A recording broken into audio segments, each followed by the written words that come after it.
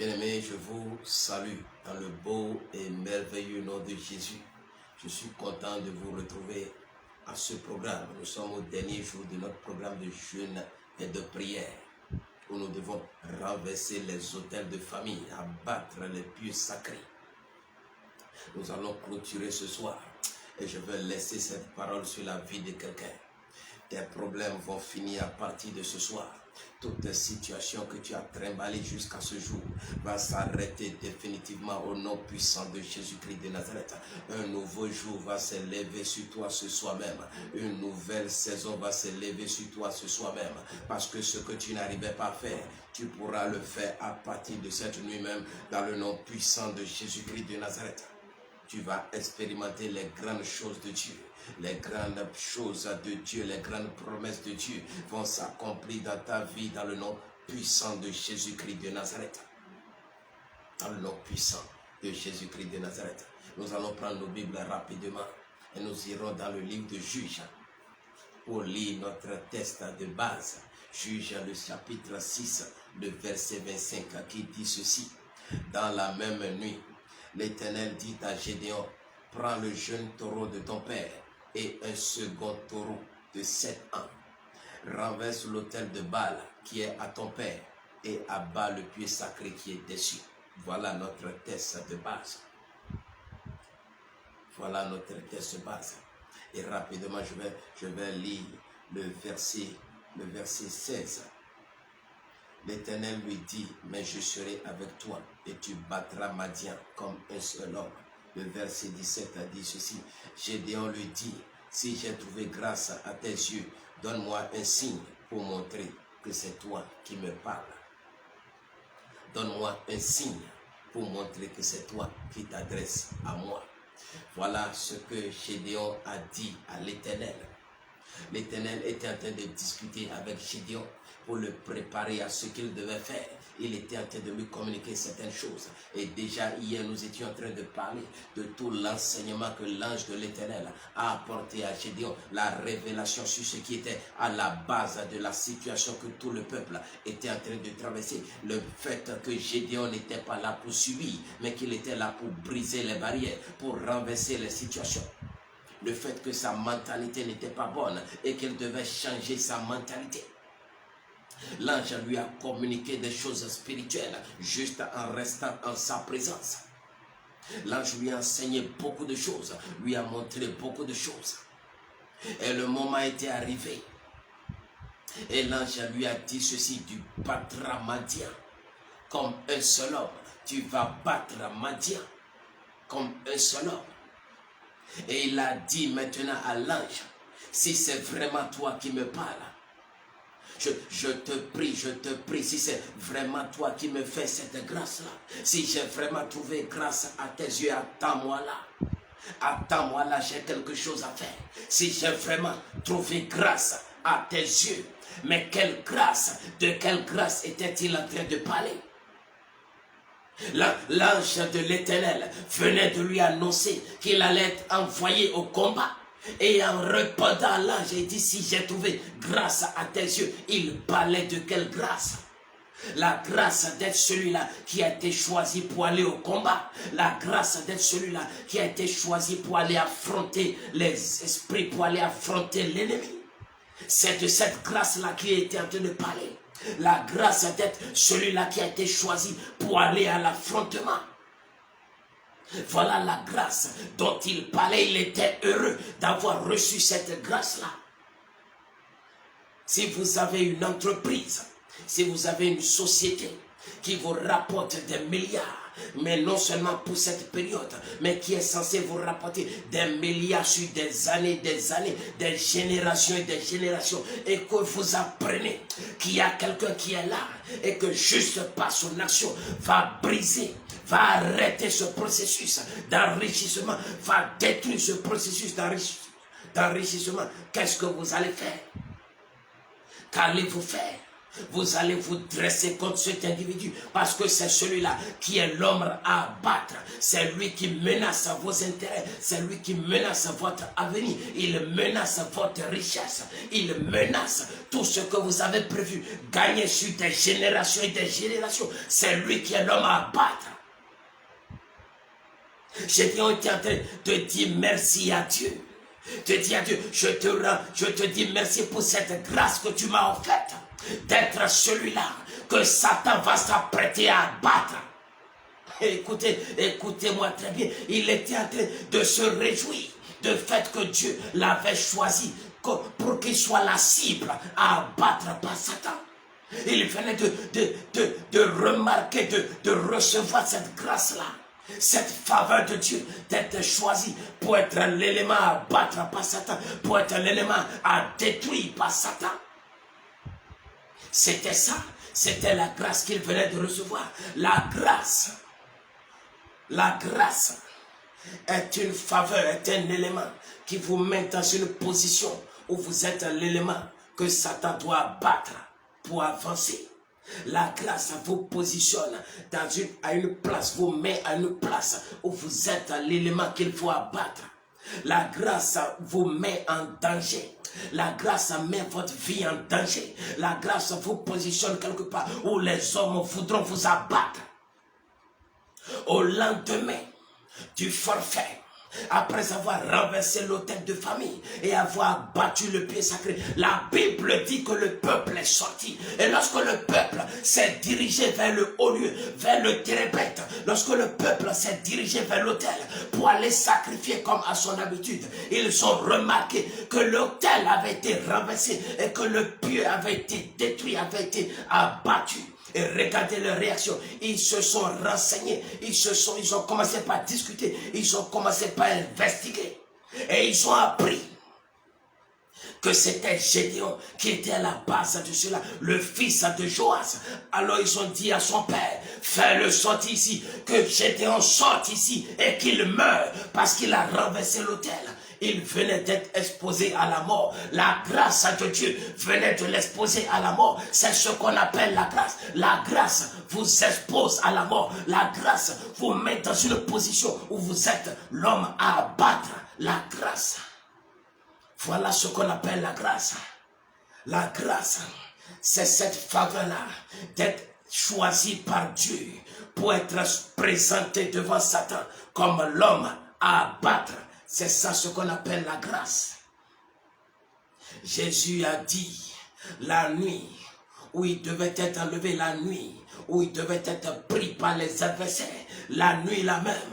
Jésus a dit à ses disciples, je serai une occasion de chute pour vous, parce qu'il est écrit que le berger sera frappé, on frappera le berger, et les disciples, on frappera le berger, et les brebis seront dispersées. Voilà ce que Jésus a dit à ses disciples, on frappe le berger, et les disciples, les brebis se dispersent. Les brebis ne peuvent pas se disperser si le berger n'est pas frappé. Ce qui veut dire qu'en réalité, lorsqu'on veut arrêter un mouvement, lorsqu'on veut arrêter un soulèvement, on n'a pas besoin de s'attaquer à ceux-là qui sont au bas de l'échelle. On ne s'en prend pas à eux, c'est une perte de temps. Lorsque vous voulez arrêter un mouvement, lorsque vous voulez arrêter un soulèvement, on attaque à la tête, on frappe à la tête et tout le monde se disperse. Voilà comment ça fonctionne. Donc à partir du moment où Dieu vous positionne comme la tête de la rébellion, la tête du soulèvement, il vous positionne comme l'élément à abattre pour arrêter tout le monde. C'est ce qu'on appelle l'appel. Lorsque vous êtes appelé, lorsque vous êtes choisi par Dieu pour régler les problèmes, pour changer les situations, pour libérer le peuple de l'emprise satanique, voilà, c'est cette grâce-là que vous recevez. La grâce d'être l'élément à abattre par Satan. Alors je veux dire à quelqu'un ce soir, lorsque tu vois un homme de Dieu, lorsque tu vois quelqu'un qui a été appelé par Dieu, respecte-le.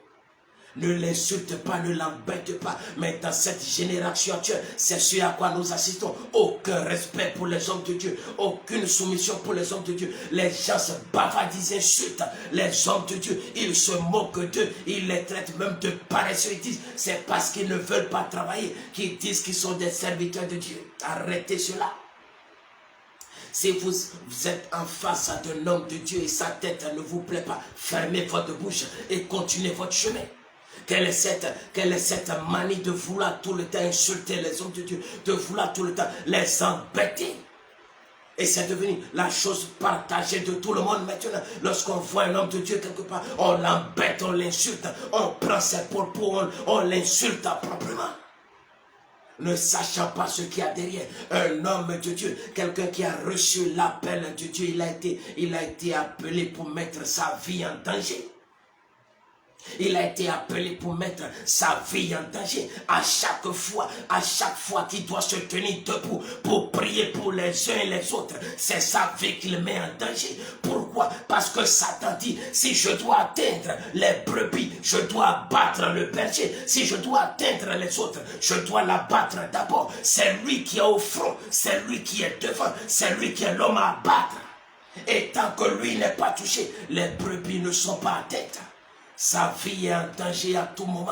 Vous devez respecter cela. Si sa tête ne vous plaît pas, continuez votre chemin. Ne vous arrêtez pas pour l'insulter, pour l'embêter. Parce que c'est sa vie qu'il met en danger pour vous. C'est sa vie qu'il met en danger pour vous. Vous allez voir des gens qui disent, ce sont des hommes qui courent derrière l'argent. Si je dois courir derrière l'argent pour sauver vos vies, mais ça n'a pas de sens. Mettre ma vie en danger. Mettre ma vie en danger juste pour de petites choses. Mettre ma vie en danger juste pour venir vous parler, pour venir prier pour vous. C'est du délit. Ça n'a pas de sens. Mettre ma vie en danger pour venir m'asseoir et parler de Dieu. Pour vous parler à vous qui ne voulez pas écouter, qui ne voulez pas changer. C'est de la folie. C'est de la folie. C'est un appel authentique. Se lever, mettre sa vie en danger et venir quand même parler de l'Éternel. Venir prier pour les gens. Venir les sortir de l'emprise satanique. Venir briser les liens. Venir les aider à renverser les autels. Ça, c'est un appel qu'il faut respecter. Respecter les hommes de Dieu et prier pour eux parce que chaque fois, ils mettent leur vie en danger pour vous. Voilà l'appel qu'a reçu Gédéon. Un appel à aller mettre sa vie en danger pour que le peuple soit libéré. Un appel à aller mettre sa vie en danger pour que les Madianites cessent de les déranger. C'était ça l'appel de Dieu sur sa vie. C'était ça la grâce qui venait de le visiter. La grâce, ce n'est pas de s'asseoir et de recevoir les bénédictions. La grâce, ce n'est pas de s'asseoir et de recevoir des choses de Dieu seulement. Il s'assoit et puis les bonnes choses viennent le visiter. Ce n'est pas ça la grâce. La grâce, elle passe par les problèmes. La grâce, elle passe par des situations compliquées où vous êtes là et Satan est tout le temps en train de rôder autour de vous parce qu'il dit c'est celui-là qui est mon ennemi, c'est celui-là qui est mon adversaire, c'est celui-là qui ne veut pas me laisser tranquille, c'est lui qui ne veut pas que je continue à jouir des biens des autres, c'est lui qui s'est tenu devant moi, qui ne veut pas me laisser passer, je dois l'abattre. C'est ça l'appel.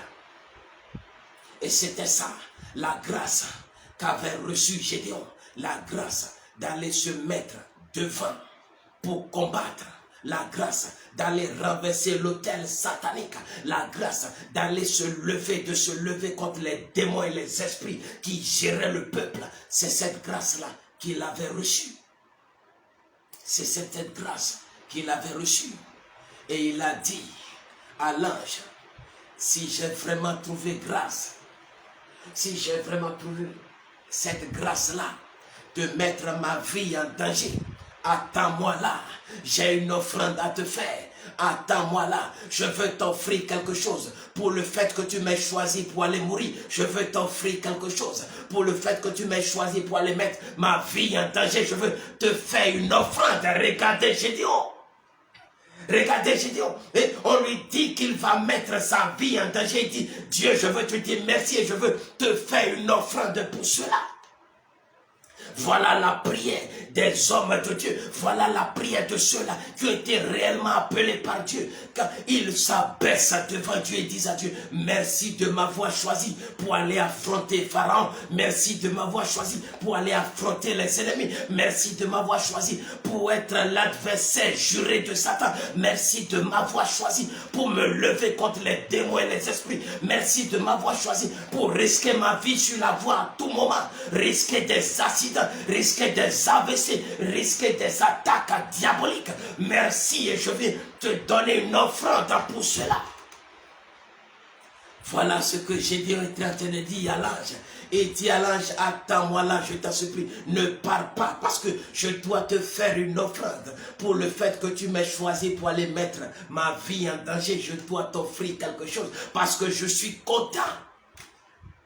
L'appel est dangereux, mais l'appel vous donne la joie à être choisi par Dieu pour aller sortir le peuple des liens sataniques. C'est une grande joie. C'est une joie pour nous de mettre nos vies en danger, pourvu que vous soyez libérés, pourvu que vous soyez sauvés. C'est une joie. Il était en joie. Gédéon était dans une grande joie. Et il a dit, je t'en supplie, ange de l'Éternel, je t'en supplie, tu ne peux pas partir simplement comme ça. Attends-moi là, je dois te faire une offrande. Attends-moi là, je dois te faire une offrande. Et l'ange lui a dit, je ne pars pas, je reste ici. Fais ce que tu as fait. Et la Bible dit que Gédéon est entré. Il a pris un chevreau. Il a pris de la fleur de farine. Il a commencé par préparer des choses. Des pains sans levain. Il a pris du jus. Et il est revenu maintenant. Il a mis le pain dans un pot. Il est revenu maintenant à l'endroit où se tenait l'ange de l'Éternel. Et il voulait offrir ce sacrifice, cette offrande à l'ange. Et regardez ce que l'ange dit. L'ange de Dieu lui dit ceci. Prends la chair et les pains sans levain. Pose-les sur ce rocher et répands le jus. Et la Bible dit, il fit ainsi. C'est formidable ce qui venait de se produire. Et il a pris le pain qu'il a posé sur le rocher. Et il a pris le jus qu'il a répandu. Voilà quelque chose d'extraordinaire qu'il venait de faire, mais que beaucoup n'ont pas compris. La Bible dit que la nuit même, où Jésus, on devait venir le chercher, la Bible dit qu'il prit du pain. Oh Seigneur Jésus, il prit du pain. Il rendit grâce. Et après avoir rendu grâce, il partagea le pain. Et il dit aux disciples, ceci est ma chair. Ceci est ma chair qui est offerte pour vous. Ceci est ma chair. Prenez-la et mangez-la. C'était ça le pain. Il a pris le pain, il a rompu le pain. Et le pain représentait sa chair.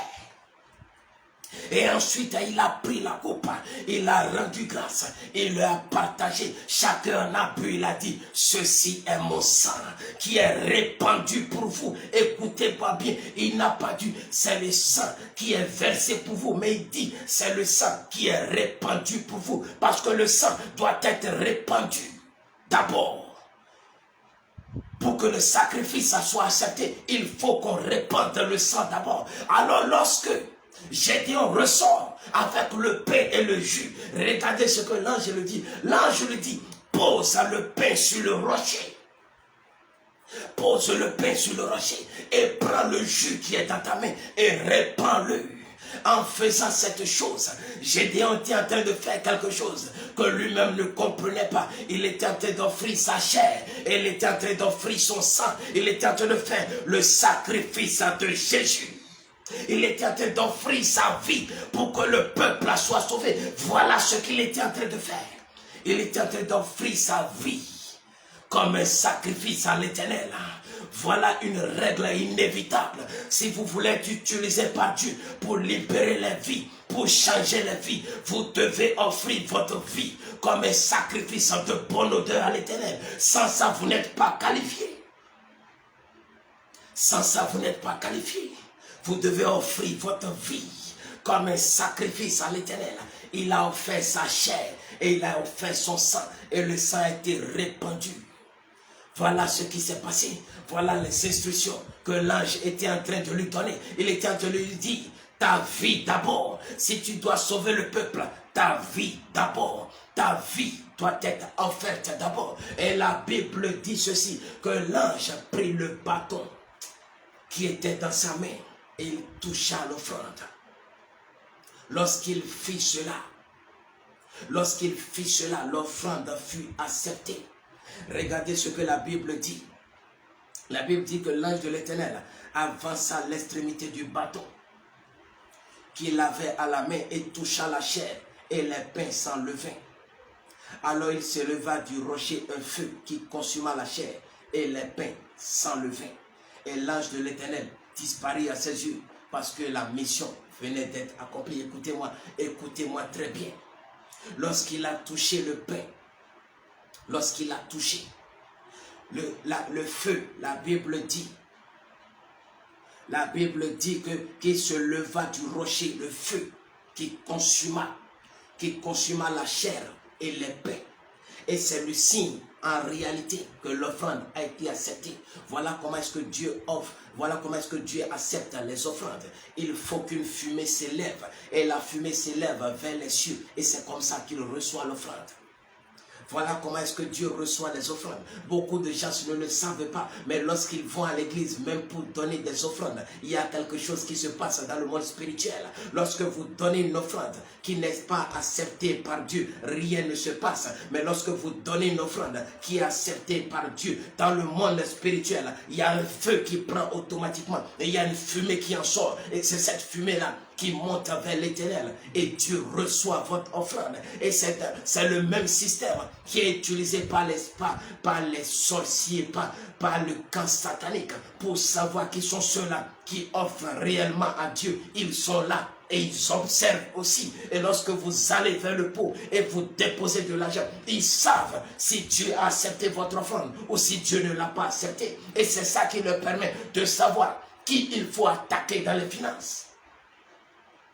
C'est ça qui leur permet de savoir qui il faut limiter dans les finances. Parce que lorsque vous offrez à Dieu et que Dieu accepte votre offrande, il y aura un retour de façon obligatoire parce que Dieu ne doit à personne. Ce qui veut dire que le fait de donner à Dieu, c'est l'assurance que vous allez rentrer dans l'abondance. Alors pour empêcher cette chose, ils sont là et ils observent comment est-ce que les gens donnent. Et c'est de la même manière que Jésus aussi procède. La Bible dit qu'il était là au moment des offrandes et qu'il a vu cette vieille femme, cette veuve qui n'avait que 2 sous et qui a donné. Lorsqu'elle a donné, Jésus a dit qu'elle a donné plus que tous. Parce que dans le monde spirituel, les offrandes sont suivies de très près. Les offrandes sont suivies par Dieu. Elles sont aussi suivies par Satan. Elles sont suivies par Dieu parce que Dieu veut récompenser ceux qui donnent. Et elles sont suivies par Satan parce que Satan veut attaquer ceux qui donnent à Dieu pour les empêcher de rentrer dans l'abondance. Parce que celui qui n'a pas ne peut pas donner. Mais c'est parce qu'il en a qui donne. Donc il faut l'empêcher de donner à nouveau. Donc il faut détecter celui qui donne réellement à Dieu et le fermer les portes, le verrouiller totalement pour qu'il n'y ait plus de possibilité de donner à Dieu. Alors il va rentrer dans la souffrance. Voilà comment ça se passe. Et voilà ce qui s'est passé ici. Lorsqu'il a fait cette offrande, l'ange de l'Éternel a pris le bâton qui est dans sa main et de l'extrémité a touché l'offrande. Et le feu en est sorti. Lorsque le feu en est sorti, c'était la signification que Dieu venait d'accepter l'offrande. Et quelle offrande? La vie de Gédéon venait d'être offerte pour que les autres soient sauvés. Et voilà l'une des conditions incontournable, l'une des conditions nécessaires pour être envoyé par Dieu. Quelqu'un qui n'offre pas sa vie à Dieu ne peut pas être utilisé par Dieu. Quelqu'un qui ne laisse pas sa vie dans les mains de Dieu ne peut pas être utilisé par Dieu. Gédéon doit être utilisé par Dieu, mais avant ça, il doit offrir sa vie en sacrifice. Jésus doit être utilisé par Dieu pour sauver le monde de ses péchés, mais il doit être offert en sacrifice. D'abord, tant que votre vie n'est pas offerte à Dieu, vous n'êtes pas utilisable. vous n'êtes pas du tout utilisable. Et pour que cette vie-là soit acceptée, il faut qu'elle soit une vie sans tâche. Il faut qu'elle soit une vie irréprochable. Le sacrifice est accepté parce que le sacrifice est sans tâche. Le sacrifice est sans tâche. Parce que les sacrifices que Dieu accepte ne sont pas des sacrifices d'animaux boiteux, ne sont pas des sacrifices qui sont déjà entachés, ne sont pas des sacrifices qui sont déjà malades. Non, Dieu n'accepte pas de ces sacrifices-là. Lorsque vous apportez ces sacrifices-là, la Bible dit que vous venez profaner l'autel. Alors si Dieu acceptait ce sacrifice, c'est parce que ce sacrifice respectait les normes du sacrifice. Respecter les normes, c'était un sacrifice correct. Ce qui veut dire que devant Dieu, la vie de Gédéon était une vie de quelqu'un de droit. Il était droit devant Dieu. Quand Dieu l'a regardé, il était correct. Il était droit et Dieu a dit, voilà une vie que je peux accepter. Beaucoup de gens veulent intercéder pour les gens, ils veulent prier pour les gens, ils veulent que Dieu les utilise pour beaucoup, ils veulent que Dieu les utilise pour changer les situations de leur famille, changer la situation de leurs amis, changer la situation de leur entourage, ils veulent que Dieu les utilise puissamment, mais le problème c'est que leur vie n'est pas du tout agréable à Dieu. Lorsque Dieu les regarde, Dieu dit celui-là ne peut pas fonctionner avec moi. Celui-là ne peut pas fonctionner à moi. Ils sont dans le mensonge, ils sont dans l'adultère, ils sont dans la fornication, dans la masturbation, ils sont dans la tromperie, dans l'arnaque, ils sont dans tous les vices de ce monde. Aucun respect pour Dieu, aucune crainte de Dieu, mais ils veulent quand même que Dieu les utilise pour le monde. Dieu dit, je ne peux pas perdre mon temps avec cela. Si la vie, le sacrifice de Gédéon a été accepté, c'est parce que sa vie devant Dieu était acceptable. Et lorsque Dieu a vu cela, il a dit, oui, j'accepte cette offrande. Et il fallait qu'il accepte cette offrande, sinon il n'y a pas de suite. Voilà le problème. Gédéon ne peut pas être envoyé pour sauver les autres si lui-même n'est pas accepté par Dieu d'abord. Il faut être accepté, il faut être en connexion avec Dieu d'abord avant de se présenter devant Pharaon. Celui qui ne s'entend pas avec Dieu ne peut pas se présenter devant Pharaon. Celui qui n'a pas une bonne relation avec Dieu ne peut pas se présenter devant Satan. Celui-là qui n'est pas en bonne communion avec Dieu ne peut pas se présenter devant Satan. En donnant sa vie par le sacrifice, ce n'est plus lui qui vit parce que sa vie a été donnée, mais qui vit en lui, c'est Dieu qui vit en lui. Voilà pourquoi la Bible dit, l'apôtre Paul a dit, ce n'est plus moi qui vis, c'est Jésus qui vit en moi, parce qu'en réalité sa vie n'est plus là, mais c'est Jésus qui est là à la place. Deux personnes ne peuvent pas vivre dans un même corps, deux personnes ne peuvent pas rester dans une même enveloppe, où l'un reste là et l'autre est ailleurs. Voilà comment ça fonctionne. Alors lorsqu'il dit ce n'est plus moi qui vis, c'est parce qu'en réalité il n'est plus là, mais c'est Jésus qui vit là, parce qu'il a donné sa vie totalement à Jésus. Il ne vit plus pour lui-même. Voilà pourquoi il disait, je ne fais plus aucun cas de ma vie, parce que ma vie est devenue inexistante. À partir du moment où vous donnez votre vie, ce n'est plus vous qui vivez, mais c'est Dieu qui vit en vous. C'est comme ça que ça fonctionne. Il a donné sa vie. Donc, en donnant sa vie, et quand Dieu l'a reçu, ce n'était plus lui, il était un être totalement transformé. Il était un être totalement changé. Et c'est à partir de ce moment maintenant qu'il pouvait aller à l'attaque. Lorsque vous n'avez pas cette relation avec Dieu, ne vous hasardez pas à aller vous présenter devant Satan. Il va vous écraser. Beaucoup de gens pensent qu'il suffit d'appeler le nom de Jésus pour chasser les démons. C'est une erreur. La Bible dit en mon nom vous chasserez les démons. La Bible n'a pas dit que c'est de l'amusement. Et ça c'est les fils de Séva qui ont appris cette leçon à leur dépens. Ils étaient là parce qu'ils ont appris seulement. Ils ont entendu qu'il suffit d'appeler le nom de Jésus pour chasser les démons. Eux aussi se sont présentés. Et le démon a dit, mais vous là, vous êtes qui? Je connais Paul, je connais Jésus, mais vous êtes qui? Il ne suffit pas seulement d'appeler le nom de Jésus pour avoir des résultats. Il ne suffit pas d'appeler le nom de Jésus seulement pour faire fuir Satan. C'est de la connerie. Il ne suffit pas seulement d'appeler le nom de Jésus pour penser que les sorciers vont courir, qu'ils vont fuir votre entourage, qu'ils vont fuir votre chambre. Ce n'est pas cela. Le nom de Jésus, avant d'utiliser le nom de Jésus efficacement, il faut être dans une certaine condition d'abord. Et c'est cette condition-là qui vous permet d'avoir un nom dans le monde spirituel. Et c'est pour ça qu'on connaissait Paul. On ne connaissait pas Paul parce qu'on utilisait son nom pour chasser les démons. Non, on le connaissait parce qu'il avait une identité dans le monde spirituel. Celui qui n'a pas une identité dans le monde spirituel, il ne peut pas utiliser le nom de Jésus efficacement. Et va appeler le nom de Jésus. Et Satan sera debout devant lui. Satan va l'écraser. Satan va le malmener. Le nom de Jésus simplement ne chasse pas Satan. Non, la Bible dit que lorsque Jésus a fini ses 40 jours de jeûne et de prière, lorsqu'il a fini, Satan s'est présenté à lui. Dieu vous dit quelque chose, Satan n'a pas peur de se présenter à Jésus. Ce n'est pas de vous qu'il aura peur. Ce qui fait peur, Satan, ce n'est pas seulement le nom de Jésus, mais c'est celui qui prononce le nom de Jésus. C'est celui-là, sa qualité, sa force, sa puissance, son autorité, son identité dans le monde spirituel. Et c'est ça, ajouté maintenant au nom de Jésus qui provoque le résultat. C'est lorsqu'il a une identité spirituelle. C'est à partir de cela que lorsqu'il prononce le nom de Jésus, il y a de résultats. Mais tant qu'il n'est pas identifié spirituellement, tant qu'il n'a pas une identité dans le monde spirituel, il va appeler le nom de Jésus, mais il n'aura aucun résultat. Voilà pourquoi certains, lorsque vous allez les voir devant certaines situations, lorsqu'ils disent seulement au nom de Jésus, vous allez voir les démons dans tous les sens. Vous allez voir des gens se par terre. Vous allez voir des gens secoués par la puissance de Dieu, pendant que d'autres seront à côté en train de transpirer, en train de dire au nom de Jésus, mais il n'y aura aucun résultat. C'est le même nom, mais le problème, c'est qu'ils n'ont pas la même identité dans le monde spirituel. Nous nous promenons ensemble, mais nous n'avons pas la même capacité. Nous marchons ensemble, nous mangeons ensemble, nous nous lavons ensemble, nous faisons tout ensemble, nous nous promenons, nous voyageons ensemble. Nous pouvons nous retrouver sur la même moto ensemble, dans la même voiture ensemble, dans le même service ensemble, mais nous n'avons pas la même capacité, nous ne sommes pas les mêmes.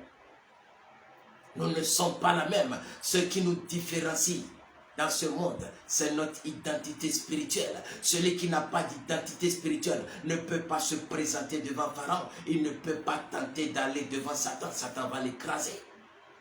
Satan va le ridiculiser comme les fils de Séva. Il va les malmener. Et voilà pourquoi il faut donner sa vie à Dieu. À partir du moment où vous offrez votre vie à Dieu, ce n'est plus vous qui vivez, mais c'est lui qui vient s'installer et qui gère maintenant ce qui a à gérer.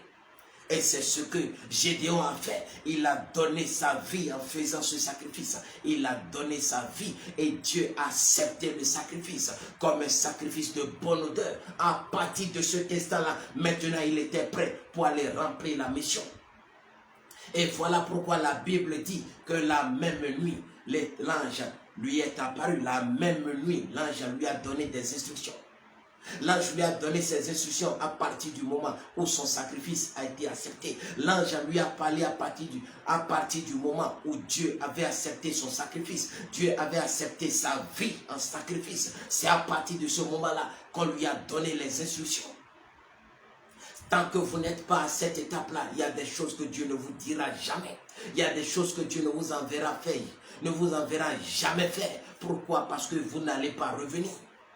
Vous serez frappé, vous serez anéanti par Pharaon, par Satan. Vous serez frappé. C'est parce qu'il était prêt maintenant. C'est parce qu'il était prêt maintenant qu'il a été envoyé. C'est parce qu'il était prêt qu'il a été envoyé. Vous avez besoin de vous offrir d'abord. Offrez-vous comme un sacrifice de bonne odeur. Offrez-vous comme un sacrifice de bonne odeur à l'Éternel d'abord. Et c'est à partir de ce moment-là qu'il pourra vous envoyer en mission pour aider, pour sauver, pour sortir les gens, les enfants de Dieu des pièges sataniques. Et la Bible dit ceci. Gédéon, voyant que c'était l'ange de l'Éternel, dit, malheur à moi, Seigneur éternel, car j'ai vu l'ange de l'Éternel face à face. Et l'Éternel lui dit, sois en paix, ne crains point, tu ne mourras pas. Ne crains point, tu ne mourras pas. Gédéon bâtit là un autel à l'Éternel et lui donna pour nom l'Éternel paix. Il existe encore aujourd'hui à Ophra qui appartenait à la famille d'Abiézer. Et la Bible dit maintenant au verset 25, dans la même nuit, après ce sacrifice, dans la même nuit, c'est le sacrifice qui a accéléré l'intervention dans la même nuit, parce que sa vie était agréable à Dieu dans la même nuit. Dans la même nuit, l'Éternel dit à Gédéon, prends le jeune taureau de ton père, prends le jeune taureau de ton père et un second taureau de 7 ans. Ce Dieu est formidable, voilà des choses extraordinaires. Il dit maintenant, prends le jeune taureau de ton père et un autre taureau de 7 ans. Prends un jeune taureau de ton père et un autre taureau de 7 ans. En réalité, le premier sacrifice, la première offrande que Gédéon a faite, c'était une offrande qui le concernait lui-même. Et à partir de ce moment, il était prêt maintenant à aller offrir des sacrifices pour le peuple. Et voilà ce qui se passait dans le temps passé. Lorsque les sacrificateurs devaient rendre service, ils devaient eux-mêmes procéder à la purification avant d'aller devant l'Éternel et demander maintenant l'expiation des péchés pour le peuple. Celui-là qui ne se préparait pas efficacement lorsqu'il entrait dans la présence de Dieu, lorsqu'il entrait dans le lieu très saint, le saint des saints, il ne revenait pas parce qu'il était frappé à cause de la présence du péché dans sa vie. Ce qu'il faisait, qu'il devait pratiquer la sanctification. Ils devaient se sanctifier de façon régulière afin que le péché ne soit pas trouvé dans leur vie. Voilà comment ils faisaient le sacrifice. Et le souverain sacrificateur, une fois dans l'année, et c'était lui qui était autorisé à aller faire ce travail. Et il devait se préparer de façon convenable avant de rentrer dans le Saint des Saints. Sinon, il ne revenait pas. Il n'allait pas revenir parce que Dieu ne supporte pas le péché. Donc celui-là qui n'est pas sanctifié ne rentre pas dans le sanctuaire. Celui-là qui n'a pas été préparé lui-même ne fait pas l'erreur de rentrer dans le Saint des Saints. Donc il faut qu'un travail soit fait à son niveau d'abord, avant que le travail soit fait pour les autres. Si la sanctification n'est pas faite pour le souverain sacrificateur lui-même, aucun processus de sanctification ne peut être fait pour le reste du peuple. C'est une procédure. Il faut que lui-même soit prêt d'abord avant d'aller travailler pour que les autres aussi soient sanctifiés. Ce qui veut dire qu'en réalité, Gédéon doit être sanctifié d'abord. Gédéon doit être prêt d'abord. Gédéon doit être accepté d'abord avant d'aller intervenir pour que le reste du peuple soit accepté. Donc le sacrifice, l'offrande qu'il a faite premièrement, c'était une offrande qui le concernait lui-même, mais qui n'avait rien à voir avec le peuple. Mais voilà, le moment était arrivé, parce que lui, il a été accepté. Il fallait maintenant qu'il intervienne pour le peuple. Et le moment était là. Et Dieu lui a dit, maintenant, c'est maintenant que tu vas intervenir pour le peuple. Va chez ton père, prends le jeune taureau et prends un autre taureau de 7 ans. Regardez ce que Dieu dit. Il dit, prends le jeune taureau de ton père et prends un autre taureau de 7 ans. Il ne dit pas, prends le jeune taureau, un taureau de 7 ans de ton père. Mais il dit, prends le jeune taureau de ton père. Le jeune taureau appartient au père, mais le taureau de 7 ans n'appartient pas au père. Le jeune taureau appartient au père, mais le taureau de 7 ans n'appartient pas au père. Il appartient à qui? Il appartient au peuple. Il n'appartient pas au père. Il n'appartient pas à Gédéon. S'il appartenait à Gédéon, l'Éternel allait dire, prends ton taureau de 7 ans. Il n'appartenait pas au père. Il n'appartenait pas à Gédéon. Il appartenait au reste du peuple. Et regardez l'explication de ce passage. La Bible dit, prends un jeune taureau, c'est-à-dire un taureau qui est encore sans tache, c'est-à-dire l'agneau sans tache. Parce qu'avant que le peuple ne soit accepté, il faut que le sang coule d'abord. Il n'y a pas de rémission de péché sans effusion de sang. C'est impossible. Mais le problème, c'est qu'il faut que le sang soit de qualité d'abord. Si on utilise un sang qui est déjà infecté pour faire un sacrifice, le sacrifice est infecté. Ce n'est pas un bon sacrifice. Si vous prenez de l'eau sale pour vous laver, quel que soit ce que vous ferez à la fin de votre douche, à la fin de votre bain, vous serez toujours sale. Ce qui veut dire que pour le péché, si le sang qui doit être utilisé est déjà contaminé, si le sang qui doit être utilisé contient déjà le péché, ce sang-là à la fin, après, quel que soit ce que vous ferez, à la fin, vous serez toujours couvert de péché. Alors le sang qui doit être utilisé doit être un sang qui est sans tache, un sang qui est sans péché. Voilà pourquoi Dieu dit, prends un jeune taureau, c'est-à-dire un agneau qui n'a pas été touché, un agneau qui n'a pas été infecté, un agneau, un jeune agneau. C'est ça même, et c'est ça même, c'est ça qui annonce le sacrifice de Jésus. L'agneau de Dieu, sans tache, sans péché. C'est-à-dire que si vous n'acceptez pas le sacrifice de Jésus, vous n'irez nulle part. Dans ce monde, vous n'irez absolument nulle part. Vous ne serez jamais accepté. Vous serez toujours couvert de péché. Vous serez toujours sous la colère de Dieu. Le jeune taureau du Père devait servir à l'expiation des péchés du peuple. Voilà pourquoi il fallait qu'il soit jeune. Et il a été pris, jeune, tout jeune, pour servir à l'expiation, pour que le peuple maintenant soit pardonné, pour que les fautes du peuple soient pardonnées. Et la Bible dit maintenant, prends un autre taureau de 7 ans. Le taureau de 7 ans, pourquoi? Parce que le peuple a été malmené pendant 7 ans. Les 7 ans correspondent aux 7 ans de dureté, aux 7 ans de peine, aux 7 ans de souffrance, aux 7 ans, les 7 ans qu'ils ont fait sous le joug de Madian. Les 7 années du taureau correspondaient à ces 7 années de souffrance. Il fallait un rituel pour annuler toute cette période de souffrance, pour nettoyer toute cette période de souffrance. Il fallait un rituel. Et pour annuler les 7 ans de souffrance, il fallait un taureau de 7 ans. Voilà pourquoi la précision a été donnée. On n'a pas juste dit, va prendre un autre taureau. Non, on a dit, prends un taureau de 7 ans. Les 7 ans correspondaient aux 7 ans de souffrance. Les 7 ans correspondaient aux 7 ans de souffrance. Donc, il fallait prendre ces taureaux-là pour faire maintenant ce qui allait suivre. Et je vous ai dit que si le taureau n'appartenait pas au Père, dans le même temps, il n'appartenait pas à l'enfant, il appartenait au peuple. Et regardez ce qui se faisait. En réalité, ce taureau de 7 ans n'a pas été tué alors qu'il y avait la famine. Il n'a pas été tué alors que les gens avaient faim. Il n'a pas été tué, mais pourquoi? Parce qu'il était gardé pour une occasion spéciale. C'était un taureau qui avait été engraissé. Et voilà pourquoi on parle de veau gras. La Bible parle de l'enfant prodigue.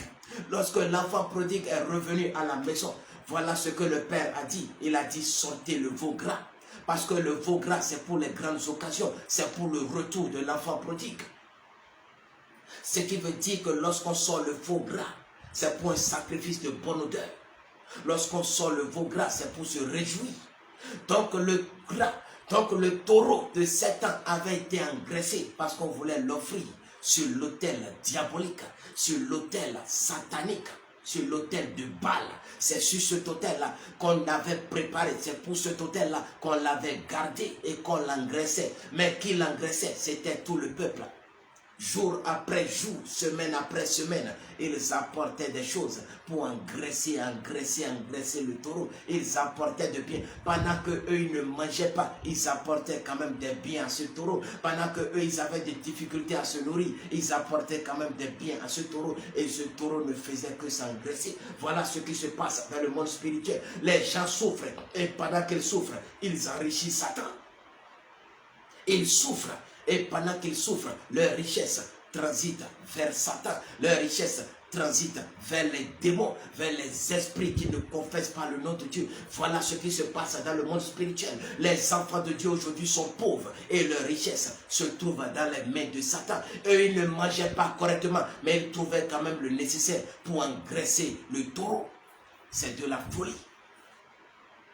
Ils sont prêts à aller faire des sacrifices. Ils sont prêts à aller faire le féticheur. Ils ne mangent même pas bien à la maison, mais ils savent comment trouver l'argent pour acheter de bœufs, de vaches pour aller offrir sur le fétiche du féticheur. C'est de la folie. Regardez les Salines pour aller voir le fétiche. Le féticheur pour dire, ça ne va pas dans ma maison. Non, ça ne va pas, mes affaires ne vont pas. Et voilà qu'ils n'ont pas d'argent. Mais lorsque le féticheur dit, il faut aller chercher un bœuf, il faut aller chercher de cabri, il faut aller chercher de poulet. Ils font tout pour en trouver. Ils s'appauvrissent et ils enrichissent les fétiches. C'est de la folie. Ils ne savent même pas ce que les féticheurs font de la vache et du poulet. Lorsque le féticheur court dans tous les sens, il n'a pas de quoi nourrir la famille, il crée quelque chose, il dit à celui-là qui est venu pour la consultation, va me chercher un bœuf. C'est le fétiche qui a besoin du bœuf, c'est du mensonge, il a faim. C'est du mensonge, c'est de la tromperie. Voilà comment les gens se font malmener. Il a faim là, il y a la fête qui se prépare.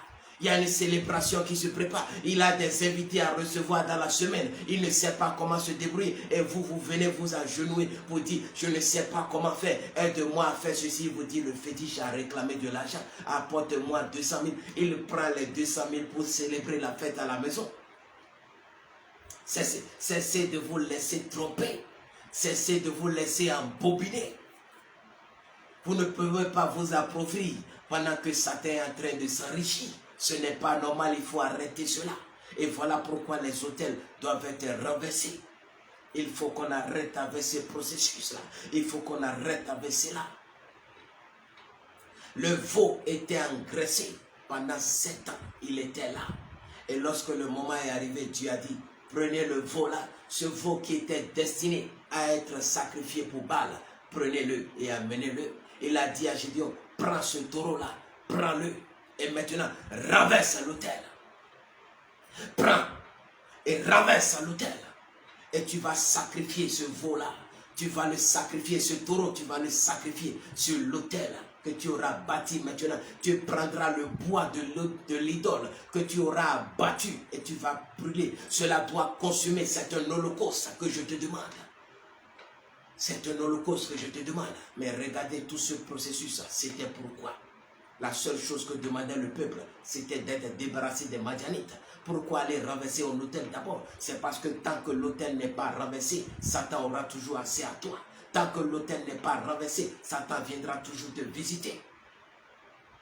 Mais il faut comprendre que l'autel est différent de la divinité elle-même. La Bible parle du pieu sacré. Le pieu sacré était la représentation de Baal sous forme de bois qu'on a planté. C'était la représentation de ce Dieu-là qu'ils appelaient Baal. C'était sa représentation, mais en forme de bois que l'on plante à une place à donner. Et c'est ça qu'on appelle le pieu. Et c'est ce pieu-là qui représentait l'idole, qui représentait la divinité Baal. Et c'est pour ça que Dieu a dit renversez l'autel et abattez le pieu. Parce que lorsque vous renversez l'autel et vous n'abattez pas le pieu, vous n'avez rien fait. L'esprit est toujours là, la divinité est toujours là et elle va continuer à sévir. Mais pourquoi est-ce qu'il dit abattez l'autel d'abord? Pourquoi ne pas s'en prendre directement au pieu? Parce qu'en réalité, l'autel, c'est là qu'on offre les sacrifices à la divinité. Ce qui veut dire qu'en réalité, l'autel, c'est le plateau, là où on sert de la nourriture à la divinité. Et il est en train de dire indirectement, il faut couper la nourriture à la divinité avant de la battre. Voilà ce que les gens ne font pas. Tu veux être délivré. Tu veux être délivré de la fornication. Commence par éviter les femmes d'abord. Commence par éviter les femmes. Arrête de nourrir l'esprit de fornication par la fornication. Arrête d'abord. Tu fais un effort de lui couper la nourriture avant qu'il ne soit renvoyé. On ne peut pas le renvoyer tant que tu continues à le nourrir. Les gens sont malmenés par l'esprit de la masturbation, mais ne savent pas comment s'en débarrasser. Arrête de te masturber d'abord. Cesse de suivre les vidéos pornographiques. Cesse de faire des conneries. Arrête ça d'abord. Et lorsque tu vas arrêter cela, tu vas sévrer l'esprit de masturbation. Et lorsqu'il sera sévré, et qu'il ne trouvera plus de la nourriture, alors tu pourras la battre facilement. Voilà comment est-ce qu'on gère les esprits. Il faut leur couper la nourriture d'abord. Coupez-leur la nourriture d'abord. Alors ils n'auront plus d'énergie pour réagir. Tant que vous continuez à les nourrir, ils auront toujours la force pour vous gérer. C'est comme ça que ça se passe. L'esprit, tout esprit auquel vous avez affaire, en tant que vous ne lui coupez pas sa nourriture, tant que vous ne lui coupez, vous ne le sevrez pas, vous ne pourrez pas le chasser facilement. Et voilà pourquoi on recommande souvent aux gens de jeûner. Mais ils ne veulent pas jeûner. Le jeûne affaiblit la chair. Ce qui fait que vous ne pouvez plus nourrir votre esprit. Vous ne pouvez plus nourrir plutôt l'esprit qui vous dérange. Il affaiblit la chair. Il l'affaiblit totalement. Les désirs de la chair sont affaiblis. Si vous étiez dans la colère, les désirs de la chair sont affaiblis, ce qui fait que vous n'aurez plus de facilité à vous mettre en colère. Ce qui fait que l'esprit de colère qui est derrière n'a plus de force pour vous pousser à la colère. C'est comme ça que ça fonctionne. Lorsque vous avez un problème de fornication et vous rentrez dans le jeûne, les désirs de la chair qui vous poussent à aller forniquer, ces désirs-là sont affaiblis parce que la chair est affaiblie. Et c'est en ce moment-là maintenant que vous pouvez renvoyer l'esprit facilement. Vous aurez accès à une délivrance très aisée, très facile. Mais tant que vous continuez à vous goinfrer, tant que vous continuez à vous remplir la panse, à vous remplir le ventre, vous donnez la force à la chair et l'esprit est nourri correctement, il va vous combattre. Il va vous combattre. Quelqu'un qui n'a pas la capacité de gérer son ventre ne peut pas gérer son avenir. Voilà comment ça fonctionne. Tu veux être délivré, apprends à sévrer les esprits, apprends à les sévrer, apprends à te contrôler, apprends à contrôler ton ventre. Et tu pourras contrôler ta vie. Ce que beaucoup de gens ne font pas. Voilà pourquoi Dieu a dit, abat l'autel. D'abord, il n'a pas dit, va abattre le pieu sacré. D'abord, il dit, renverse l'autel. Coupe-lui la nourriture. Coupe-lui son alimentation. D'abord, et quand tu auras fini, va l'abattre. C'est comme ça. Affaiblis-le et va l'abattre. Le pieu représentait la divinité, représentait l'idole. C'est là même qui avait la force. Mais il fallait lui couper la nourriture d'abord avant de l'abattre. Et c'était ça les instructions de Dieu. Renverse l'autel et abat le pieu sacré. Et il fallait faire toutes ces choses-là d'abord avant d'aller au pieu sacré. Voilà l'explication. Voilà ce qui s'est passé avec Gédéon.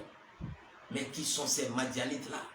Pour que le peuple soit en train de crier comme ça, c'est sur cette explication que je vais clôturer le programme de 3 jours. Je vais prier pour toi et tu verras des miracles dans ta vie. Tu vas assister à des choses extraordinaires. Je suis en train de parler à toi qui a fait ces 3 jours de jeûne. Je suis en train de parler à toi qui a mis ce temps de côté pour le Seigneur.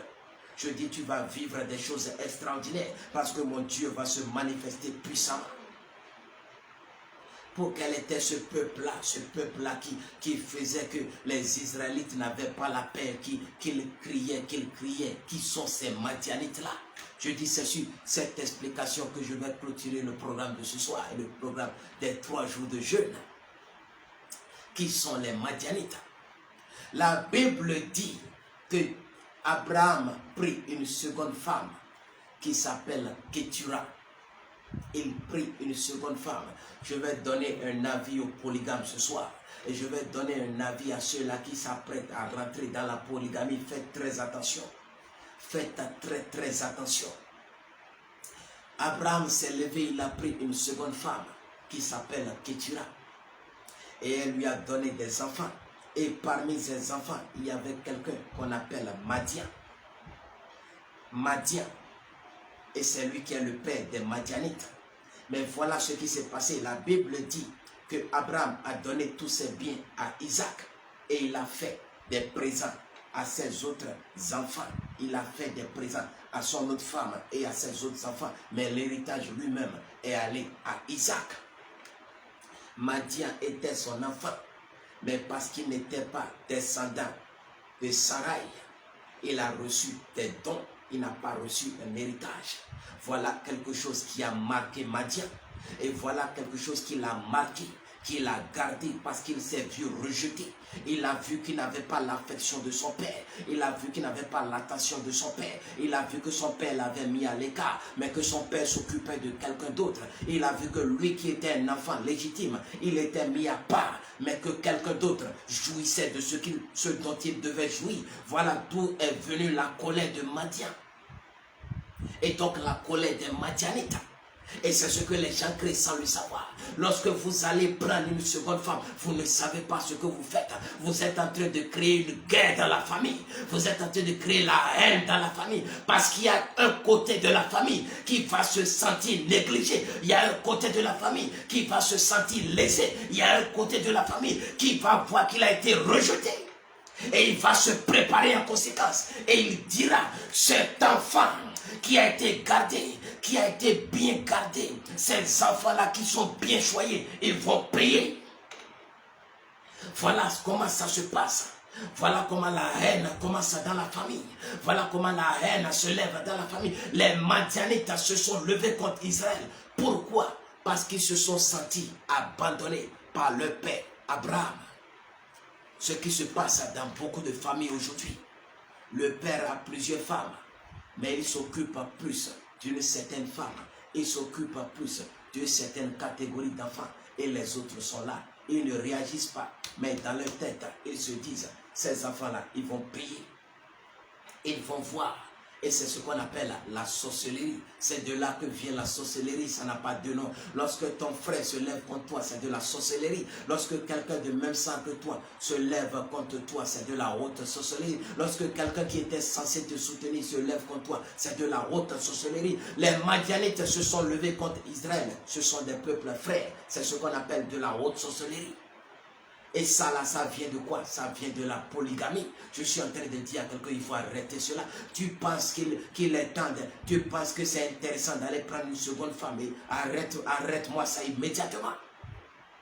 Arrête-moi ça immédiatement. Ne va pas créer une famille en guerre. Ne va pas créer une famille dans les troubles. Arrête ça immédiatement. Je ne sais pas qui t'a conseillé cela, mais arrête-moi ça. Arrête ça. Ne va pas semer la pagaille dans la famille. Tu vas mettre des enfants au monde et quand tu ne seras pas là, ils vont s'entretuer. Ils vont se faire du mal. Ils vont s'entretuer. Quelqu'un va se lever, il ira prononcer des paroles. Il ira chez un féticheur. Il va faire ceci, il va faire cela. Arrête ça maintenant même. Et pour ceux-là qui ont déjà créé ces dégâts-là, priez Dieu pour que sa grâce descende sur la famille. Parce que vous avez créé des problèmes à vos enfants. Vos enfants n'ont pas demandé cela, mais vous venez de les mettre dans des problèmes. Vous venez de les mettre dans des problèmes. Isaac n'a pas demandé à Abraham d'aller prendre une seconde femme. Mais voilà que maintenant, sa descendance était combattue par les Madianites. Voilà ce que les gens font. Voilà ce que les parents créent comme problème à leurs enfants. L'enfant est tranquille, le papa se lève à chercher une seconde femme. Et il ne sait pas ce qu'il vient de créer à la maison. Parce que lui veut se réjouir. Parce que son papa a pris 2 femmes, lui aussi il veut aller prendre 2 femmes. Parce que le papa a pris 3 femmes, 4 femmes, lui aussi il va chercher une femme. Il dit c'est pour me réjouir, c'est la vie, c'est la vie, c'est la vie. Et il crée des problèmes à ses enfants. Il faut arrêter cela. Il faut arrêter ça. Et toi qui es déjà dans le programme, qui est en train de planifier cela, et tu te réjouis, tu dis, c'est une belle fille qu'on m'a proposé. Non, je suis allé au village la dernière fois, on m'a dit que c'est une jeune fille, arrête-moi ça. Arrête-moi ça. Ne va pas mettre ta descendance dans les problèmes. Abraham venait de créer des problèmes à sa descendance. Israël a été combattu par les Madianites. Et ça ne s'est pas arrêté là. Un peuple frère, mais ça ne s'est pas arrêté là. La Bible dit que lorsque les Madianites se levaient, ils ne venaient pas seuls. Ils se faisaient accompagner par Amalek, c'est-à-dire les Amalécites. Mais est-ce que vous connaissez Amalek? Voilà un peuple décidé à affronter Israël. Ils ne se découragent pas. Mais ils disent que Israël n'aura pas la paix. Voilà Amalek. Mais d'où vient Amalek? Amalek est le petit-fils d'Ésaü. Amalek est le fils d'Éliphaz. Éliphaz est le fils d'Ésaü qu'on appelle Édom. Éliphaz a pris pour femme. Éliphaz a pris pour femme Timna. Et Timna est la sœur de Lotan. Mais Lotan est le fils de Séir. Et Séir est un patron d'un territoire. La Bible dit qu'arrivé à un moment donné, Jacob et Ésaü ont été obligés de se séparer. Parce que leur bien était trop grand pour qu'ils puissent rester ensemble. Alors ils se sont séparés. Lorsqu'ils se sont séparés, Ésaü est allé vers la région montagneuse de Séir.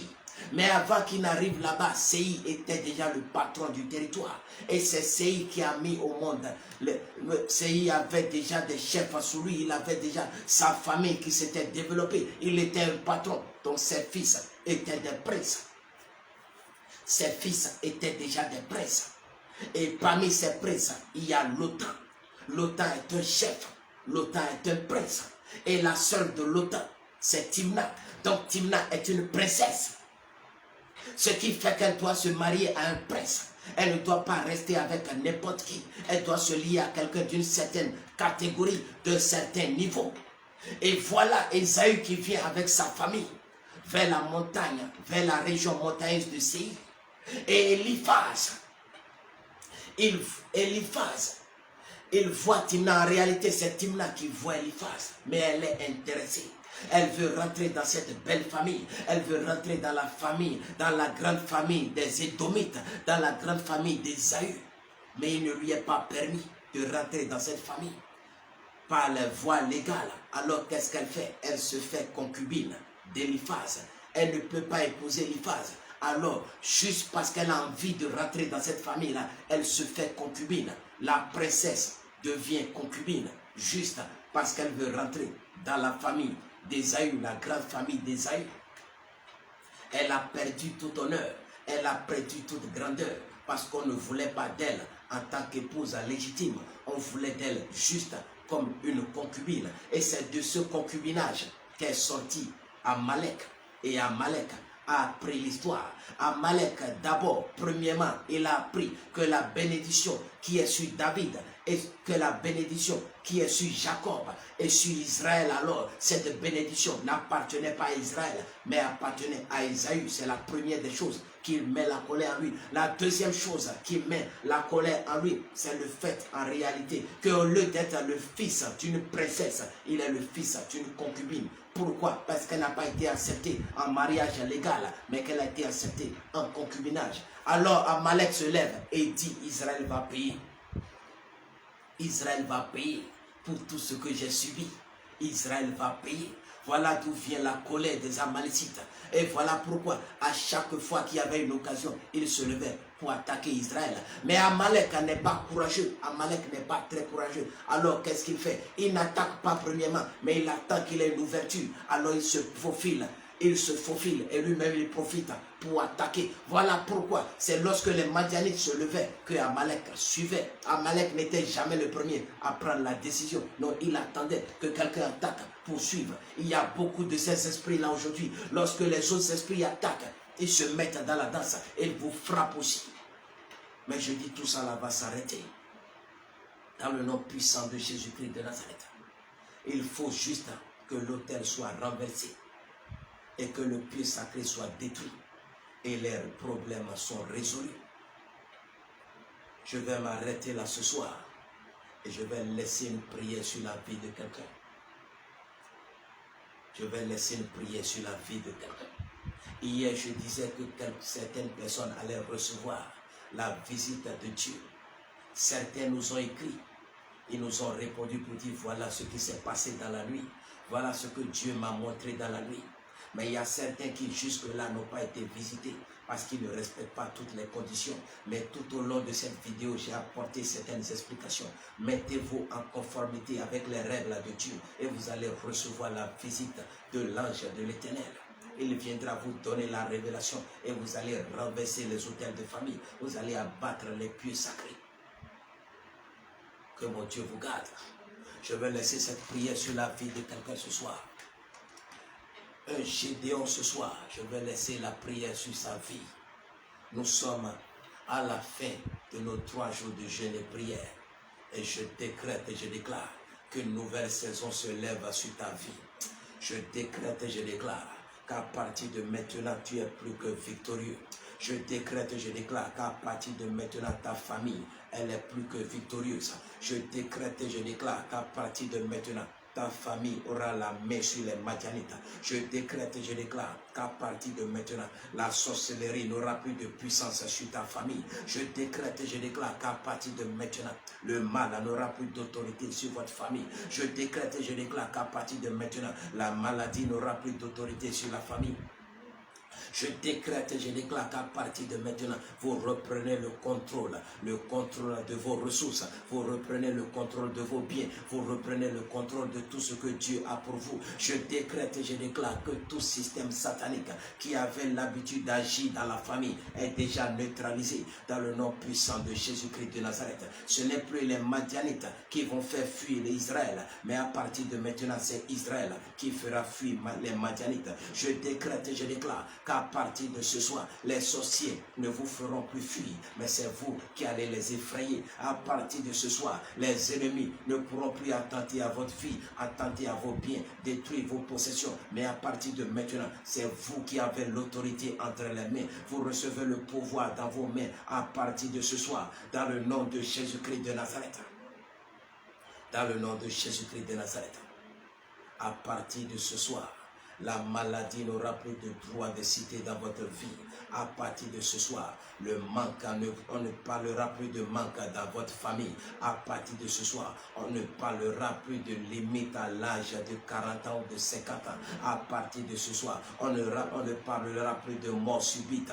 À partir de ce soir, on ne parlera plus de mort prématurée. À partir de ce soir, on ne parlera plus de série d'accidents. À partir de ce soir, on ne parlera plus d'attaque, d'AVC, par-ci, par-là. À partir de ce soir, ces choses-là s'arrêtent définitivement dans le nom puissant de Jésus-Christ de Nazareth. À partir de ce soir, on ne parlera plus de pauvreté. À partir de ce soir, on ne parlera plus de ces choses-là dans le nom puissant de Jésus-Christ de Nazareth. À partir de ce soir, on ne parlera plus de stérilité dans ta famille. À partir de ce soir, on ne parlera plus d'avortement dans ta famille. À partir de ce soir, on ne parlera plus de femme qui a été renvoyée de son foyer dans ta famille. À partir de ce soir, on ne parlera plus d'échec dans ta famille. À partir de ce soir, tout le monde, tout ce qui était limité au BPC, au bac, je dis à partir de ce soir, les portes sont brisées, les limites sont brisées, les limites sont brisées. Les limites sont brisées. La famille dans laquelle il n'y avait pas de cadre, je dis que les portes sont ouvertes maintenant. Les portes sont ouvertes maintenant. Il y aura cadre sur cadre, cadre sur cadre, cadre sur cadre, dans le nom puissant de Jésus-Christ de Nazareth. Je dis à partir de ce soir, les portes sont brisées, les verrous sont brisés, les portes sont brisées, les verrous sont brisés, dans le nom puissant de Jésus-Christ de Nazareth. À partir de ce soir, tu reçois le miracle, le miracle, le miracle. Le miracle dans le nom puissant de Jésus-Christ de Nazareth. Je mets sur ton chemin les aides à la destinée. Je mets sur ton chemin les personnes d'influence. Je mets sur ton chemin, je mets sur ton chemin les personnes d'influence. Je mets sur ton chemin les personnes d'influence. Je mets sur ton chemin les personnes d'influence. Dans le nom puissant de Jésus-Christ de Nazareth. Je mets sur ton chemin les aides à la destinée. Les aides à la destinée. Les aides à la destinée. Dans le nom puissant de Jésus-Christ de Nazareth. Les portes sont ouvertes. Les portes sont ouvertes. Et de grands accès à ta vie maintenant. Dans le nom puissant de Jésus-Christ de Nazareth. Les portes qui s'ouvrent sont des portes qui ne seront plus fermées. Dans le nom de Jésus-Christ de Nazareth. Mon Dieu te visite puissamment. Tu reçois la bénédiction en abondance. Tu reçois la bénédiction en abondance. Tu quittes le manque pour l'abondance. Tu quittes la pauvreté pour la richesse. Tu quittes les blocages pour l'élévation. Dans le nom de Jésus-Christ de Nazareth. Toi qui n'avais pas d'emploi, je libère l'emploi sur ta vie ce soir. Je libère l'emploi sur ta vie ce soir. Reçois maintenant ton contrat de travail. Reçois ton contrat de travail. Reçois ton contrat de travail. Dans le nom puissant de Jésus-Christ de Nazareth. Toi qui n'avais pas d'enfant, je relâche cet enfant dans ta vie maintenant. Reçois ton enfant maintenant. Reçois ton enfant maintenant. Reçois cette jeune fille maintenant. Reçois cette jeune fille. Reçois ses jumeaux maintenant. Reçois ses jumeaux maintenant. Reçois ses jumeaux maintenant. Dans le nom puissant de Jésus-Christ de Nazareth. Dans le nom puissant de Jésus-Christ de Nazareth. Dans le nom puissant de Jésus. Dans le nom puissant de Jésus. Nous sommes arrivés à la fin de ce programme. Et je veux exhorter ceux-là qui jusque-là n'ont pas encore pris ce programme au sérieux, jusque-là n'ont pas encore fait le nécessaire. Je veux vous exhorter à reprendre depuis le début de ce programme, à suivre la première, la deuxième jusqu'à cette troisième vidéo, à vous imprégner de ce programme et à prier sérieusement et vous verrez ce que Dieu va faire dans votre vie. Vous verrez ce que Dieu va faire dans votre vie. Nous allons nous quitter sur ces paroles. Je vais inviter quelqu'un à partager ces vidéos, à se connecter à notre page.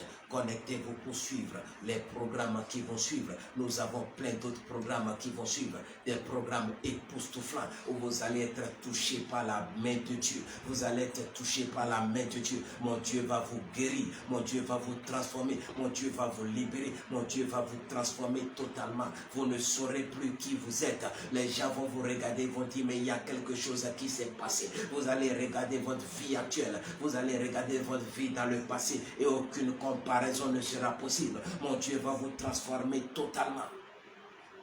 Abonnez-vous à la page et partagez nos vidéos. Que mon Dieu vous garde. Que mon Dieu vous garde. Que mon Dieu vous garde. Shalom.